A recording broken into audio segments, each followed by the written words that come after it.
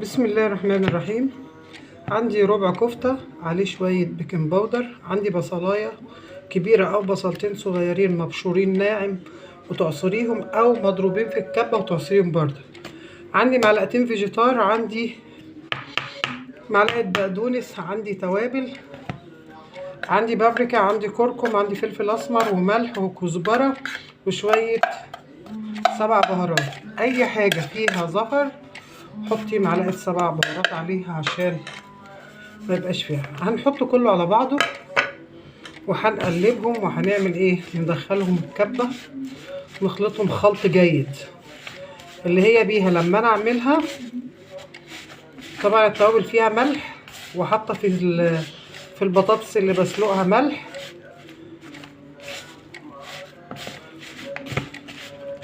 هنضربهم في الكبه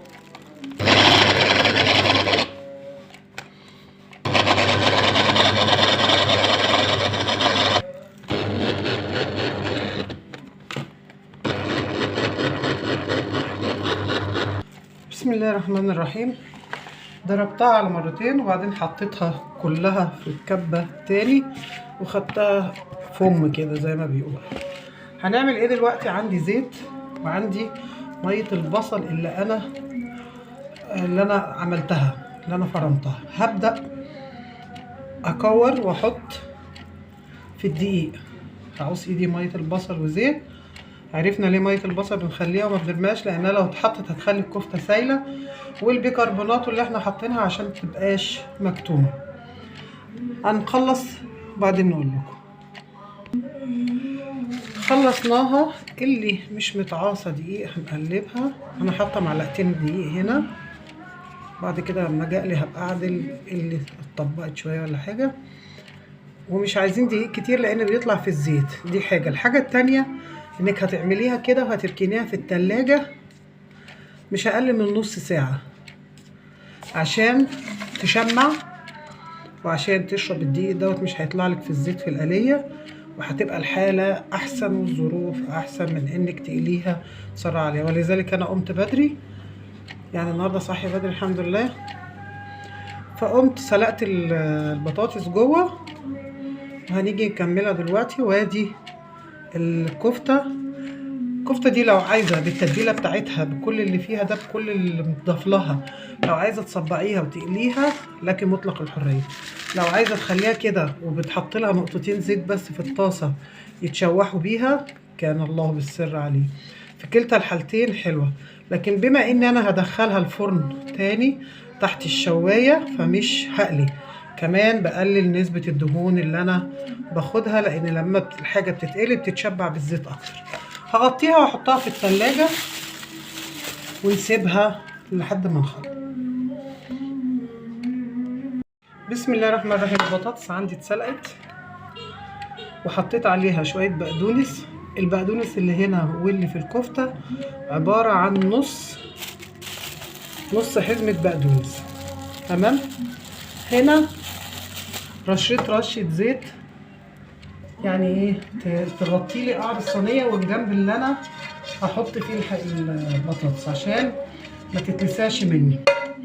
وهعمل ايه تاني عشان ما تعملش رشه فيجيتار او رشه دقيق في الصينيه من جوه، ما بتخليش الحاجه تلزق. في ناس بتحط الطحينه تحت كل حاجه يا جماعه وبتدي طعم حلو. ادي الصينيه جاهزه فيها رشه الفيجيتار، والفيجيتار دوت محيق اللي هو بتجيبيه من عند العطار الجاهز اللي هو بيبقى حار وفيه البارد. هنهرس البطاطس ونشوف هنعمل ايه. البطاطس عليها توابل ملح وفلفل وكزبره بس، شويه ملح وشويه فلفل اسمر وشويه كزبره. عندي شويه ميه البصل وشويه الزيت اللي انا كنت بصبع بيهم الكفته حطيتهم عليها. هاجي على البطاطس اللي سلقاها وهعملها كور كبيره كده وابعدها عن بعض شويه جنب كل مكان واحدة. ليه بقى؟ عشان لو انتي حطيتيها لو فردتي هتشيل البقسماط تجمعه في حتة واحدة.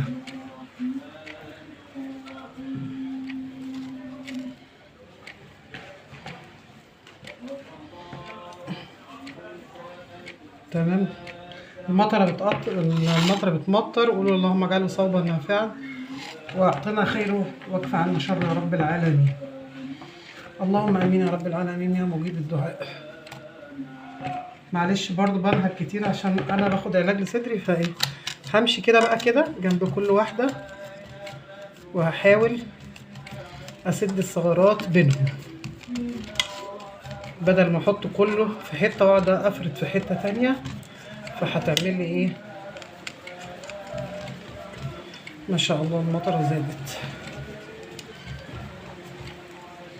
على فكره شويه الزيت اللي انا حطيتهم مهمش كتار، وشويه الزيت اللي في القعر الطاسه مش كتير، ولكن عشان ما تلزقش منك انا بعمل بايدي، لان انا بملك بايدي اكتر، ودي هساوي بيها بس لان هي دي للتسويه كده.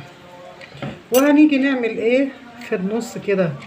حفره، وهلف حواليها عشان انا هركنها لانها سخنه، المفروض ان انا اسيبها تبرد شويه، وهتبرد على ما ابدا اقلي الكفته واحطها فيها. هعمل حفره كده بظهر المعلقه وهسيبها عشان يبقى عندي مكان احط فيها الكفته لما اقليها. هغطيها واسيبها تكون بردت ويكون انا قليت الكفته وحطيتها ان شاء الله، ونكمل الوصفه مع بعض. بسم الله الرحمن الرحيم. كيلو بطاطس متقشره ومتقطعه، ميه بتغلي فيها شويه ملح وشويه سكر. هحط البطاطس تتسلق وبعد كده ان شاء الله نكمل ونشوف هنعمل ايه.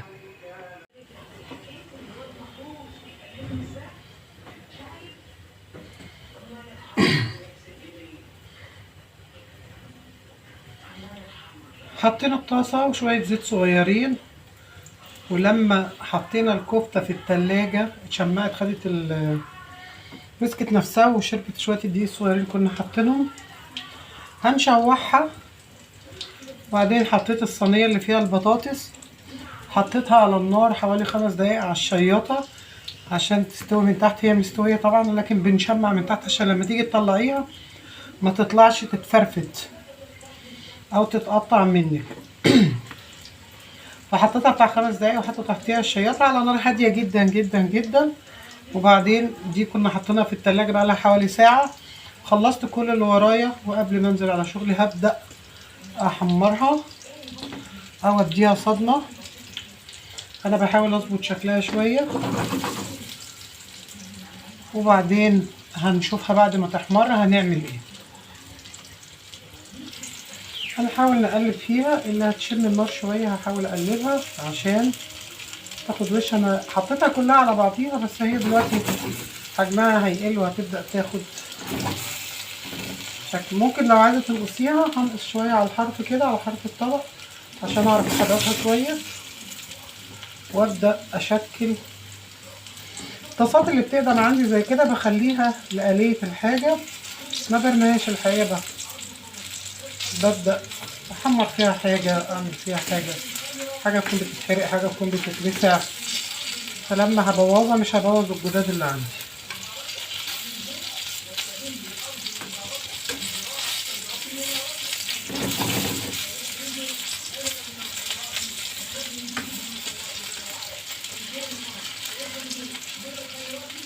هقلب بالراحه طبعا لانها لسه طريه، ولما تتحمر ان شاء الله نشوفها. هقلبها لما نشفت نفسها شويه، هقلبها عشان اوطي النار سنه، وهبدا اللي استوت هحطها في الصينيه مطرح مكان احنا عاملين الحفر بتاعتها. عاملين فتحات كده في الصينيه صغيره نحط فيها.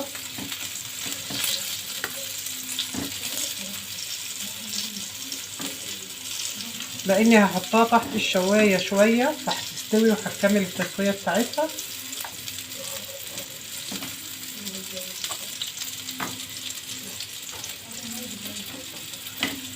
طبعا انا حطيتها شويه قلنا على البوتاجاز،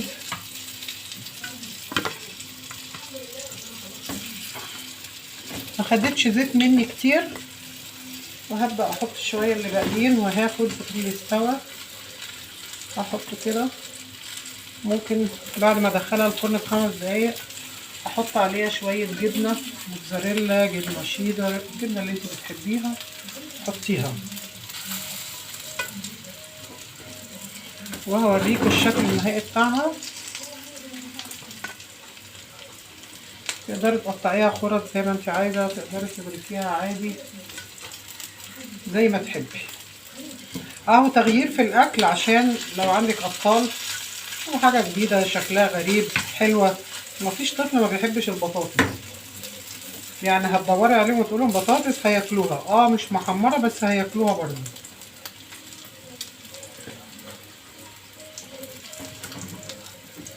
هوطي النار سنه وابدا احمر شويه اللي باقيين وبعدين نشوف الشكل النهائي. ادي الصينيه وادي الشكل النهائي بتاعها. هنبص عليها على الاطراف نلاقيها نشفت سنه، ماهيش بالطراوه اللي هي لما هرستها. تمسك نفسها شويه عشان لما تتقطع تبقى جامده. مسخنه الفرن شويه، هبدا اسخن الفرن. سخنته يعني بقاله 5 دقايق ولع من اول ما بديت اقليها. وهبدا احطها تحت الشوايه شويه وبعدين نشوف هنعمل.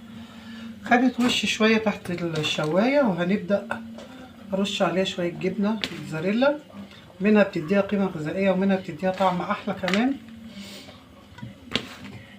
وبألف هنا وشفا، يا رب تعجبكم الوصفه. هنسيح الجبنه عليها ونطلعها ونوريها لك في الصوره النهائيه. دي الصينيه الشكل النهائي بتاعها. الجبنه ساحت عليها، مش المفروض نسيبها لان الجبنه بتبقى عامله زي القشره وبتبقى محروقه لما بتتساب كتير في البوتاجاز. اتمنى تبقى الوصفه عجبتكم او تعجبكم، على اساس تعملوا زيها تعملوها. على فكره انا ما دقتهاش بس هي ريحتها حلوه جدا من التوابل اللي محطوطه. عملت جنبيها شويه مكرونه قلم بالصلصه اللي عندي، وفيها تركايه صغيره في المكرونه اللي هي بقطع فلفل رومي وطماطم، وبعد ما التسبيكه بتعمل بسقطهم وبقلب المكرونه وبطفي عليها. المكرونه اللي هي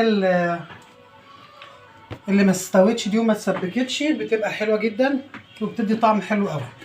اشوفكم في وصفه تانية ان شاء الله ونتقابل على خير وبألف هنا وشفا، والسلام عليكم ورحمه الله. دي الشكل النهائي للصينيه وبألف هنا وشفا. كنت بصورها فجيت على الفيديو اشتغلت تاني. سعيده اني بقابلكم مره تانية وشكرا ليكم. وما تنسيش تحط لايك لو عجبت الوصفه واشتركي في قناتي. دي الشكل النهائي للصينيه وبألف هنا وشفا. كنت بصورها فجيت على الفيديو اشتغلت تاني. سعيده اني بقابلكم مره تانية وشكرا ليكم. وما تنسيش تحط لايك لو عجبت الوصفه واشتركي في قناتي.